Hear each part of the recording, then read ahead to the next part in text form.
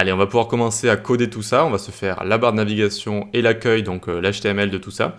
On y va directement, on vient dans notre code ici, ok. Hop, on se fait un petit peu de place et c'est parti. Donc on a envie d'avoir une navigation, on n'oublie pas le petit élément sémantique nav ici, puis ul.listNav. Ok, on se fait une liste. Et à l'intérieur de cette liste, il y aura des li à chaque fois avec la classe itemNav. Puis à l'intérieur, il y aura des liens. Puis à l'intérieur, il y aura des spans. Et on peut même mettre des accolades ici pour écrire accueil. C'est ce qu'il y aura écrit dans notre span ici. On appuie sur entrée ou sur tab. Alors je crois que si je laisse mon curseur ici, si ça a fonctionné, ça a fonctionné.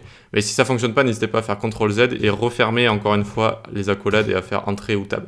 Et donc qu'est-ce qui s'est passé? On a un li, à l'intérieur il y a un lien, à l'intérieur il y a un span et encore à l'intérieur il y a accueil ici.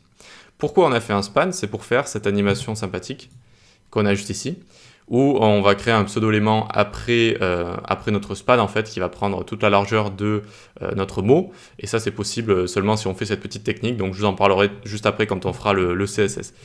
Donc hop, on revient ici, très bien, donc on a accueil là, et ici on peut mettre hashtag home, ça va pointer vers l'ID home qui aura dans notre code, donc pour l'instant il n'y est pas, mais ça pointera du coup vers le haut de notre site, l'accueil du site. Maintenant on fait maj alt flèche du bas, hop, pour avoir 4 items ici, on va écrire que faire, point d'interrogation, tarif, voilà, et accueil. Et contact, pardon, et contact. Ici, dans le href, on va mettre contact du coup, et on va le faire pointer vers tous les futurs ID de notre site, tarif, et là j'ai écrit asim comme asymétrique. Asim comme ça, voilà. Il manque une dernière chose dans notre liste, ça va être la petite icône hamburger. Donc ici, on va mettre une image qui va pointer vers ressources menu SVG. C'est une icône qui est directement dans notre dossier ressources. Donc ici, dans le alt, ensuite, on va mettre logo menu. Logo menu. Et la classe, pareil, logo menu. Ok, nickel. Donc on a terminé avec notre navigation juste ici. Super. On a tout ce qu'il faut pour faire un bon menu, une bonne barre de navigation.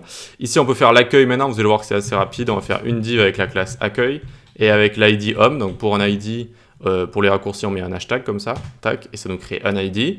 Ensuite, on met une image en dessous. Ce sera la porte ressources / logo porte japon.jpg ici. Ok. Et si on va mettre logo porte traditionnel du Japon. Ok, nickel. Et la classe, on lui mettra logo Kyoto. Alors, c'est pas le logo de la ville ou quoi que ce soit. C'est juste que je voulais une image qui reste dans le jus avec...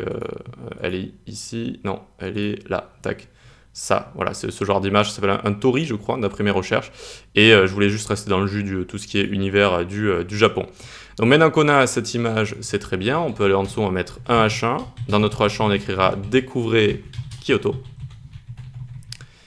On descend, on fait un paragraphe avec un sous-titre, avec la classe sous-titre, et on écrit ici « La ville impériale du Japon ». Hop, parce que c'était la capitale avant Tokyo, jusqu'en 1868, si je ne dis pas de bêtises, d'après mes recherches Wikipédia. Ensuite, du coup, on va faire un lien qui aura la classe btn accueil, et le href, il pointera vers asim, asymétrique, et ici, on va écrire « En savoir plus ». À en savoir plus. Et c'est bon, on a terminé avec l'HTML de notre navigation et de notre accueil. Et donc ici, le lien, je le fais pointer vers asymétrique, c'est-à-dire que, regardez, hop, ici, si on a envie d'en savoir plus, on commence à voir ce qu'il y a à faire à Tokyo, visiter des temples, visiter des châteaux et découvrir la culture, par exemple. Voilà. Donc on a fini avec l'HTML. Pour l'instant, ça ressemble pas à grand-chose. Ça ressemble à ceci. On va pouvoir commencer à styliser tout ça. Allez, c'est parti.